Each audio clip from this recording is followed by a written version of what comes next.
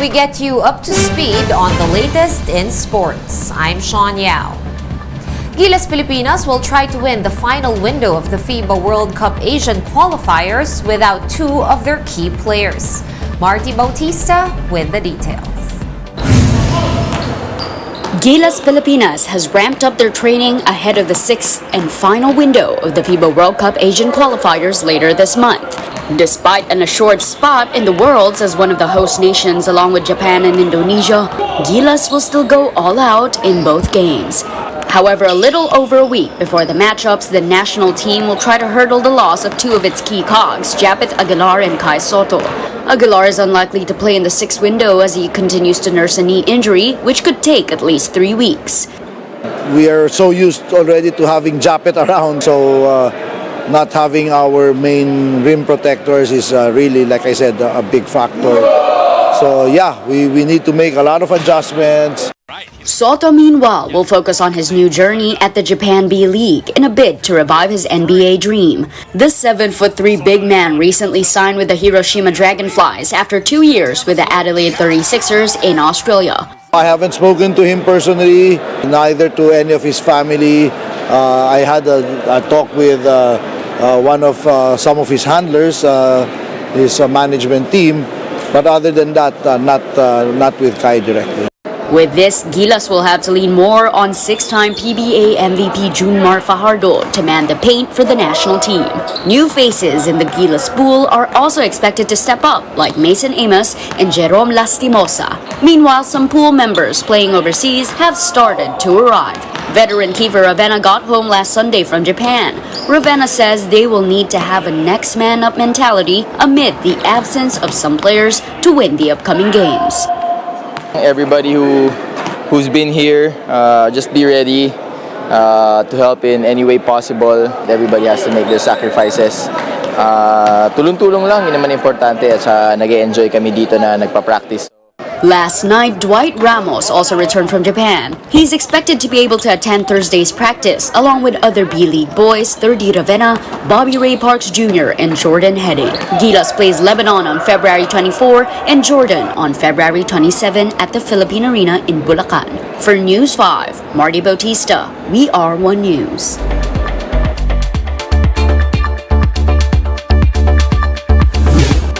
Despite a strong start in the PBA Governors Cup, the TNT Tropang Giga is bringing in a new import.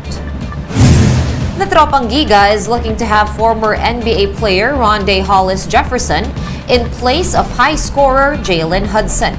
The team is reportedly working on clearances from Hollis Jefferson's Korean ball club to enable him to play in tomorrow's game against Blackwater. TNT currently shares the top spot with San Miguel and Converge with a 5-1 record. Hudson himself is doing well, averaging over 33 points and 9 rebounds a game. But Coach Jojo Lastimosa supposedly said that TNT needs an import who is more comfortable in the paint. The 28-year-old Jefferson was the 23rd overall pick in the 2015 NBA draft and played for 3 teams in his 6-year NBA career. And in college hoops, returning UST Growling Tigers head coach Pido Harencio has reportedly signed a 3-year deal with the team. UST's official student publication, The Varsitarian, said that this was confirmed by the school's athletic director, Father Rodel Cansancio.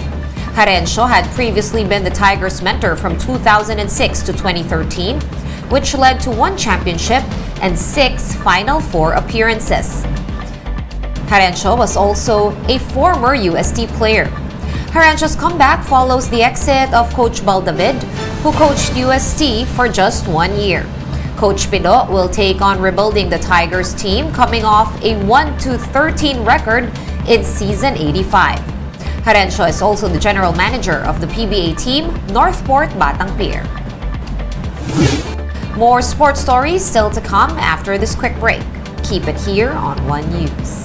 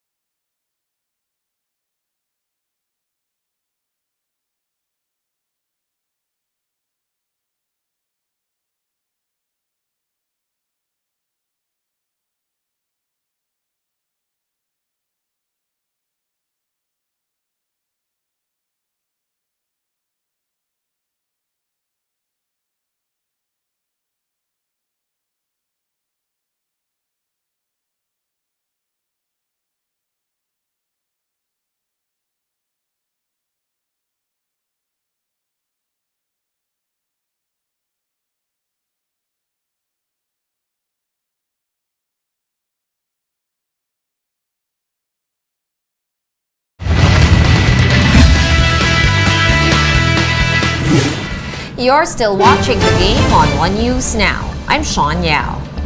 Olympian Yumir Marshall will reportedly be skipping the Paris Olympics in 2024.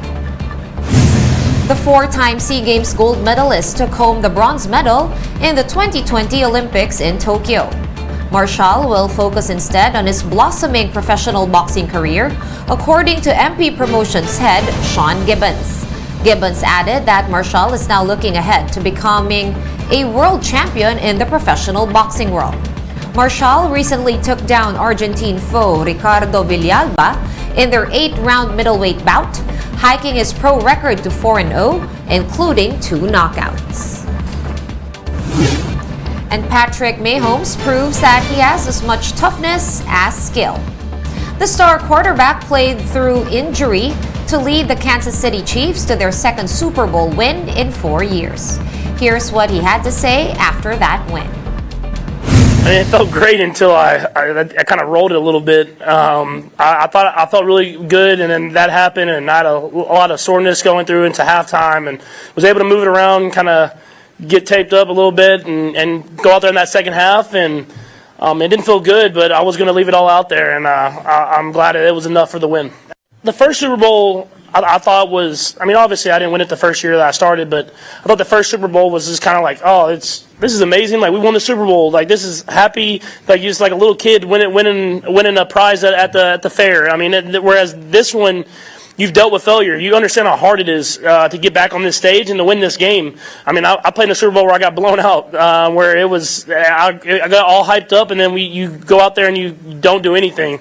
And then I'll lose the AFC Championship game in overtime, when I thought we had a chance to win the Super Bowl that year. And have a full brand new team and have to go through the strain of being better and better every single day, it gives you a greater appreciation for winning this game. Yeah, I mean, he's one of the greatest coaches of all time. And I think everybody knew that. But these last 2 Super Bowls kind of cemented that. And to have someone that is such a great person who gets the best out of the players and to become men and players, you wanted to do that. You wanted to win those Super Bowls for them, and it was it's great that we did that. And like you said, man, we're not done. I'm gonna have them around here for a little bit longer at least. And last night, Kansas City erupted in celebration after the Chiefs won the Super Bowl 57, one of America's biggest sporting spectacles. Here's what the fans felt after that dramatic win by the Chiefs.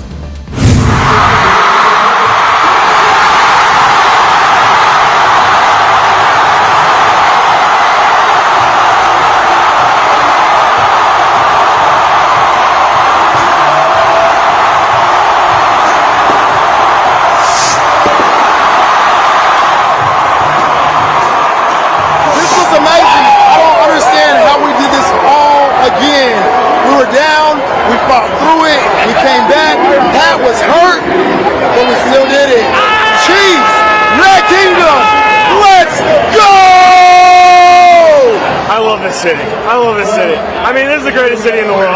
No one can say anything different. I mean, the people here, the fans here, the people in the Midwest in Kansas City, I mean, you can't beat it. It's the greatest city in the world. It's the greatest team in the world.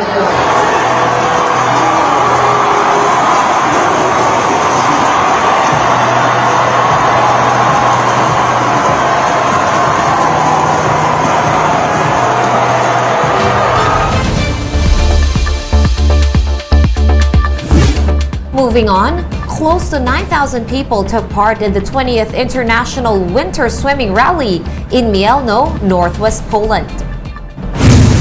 Swimmers, dubbed walruses in Poland, braved the 2 degrees Celsius water temperature of the Baltic Sea.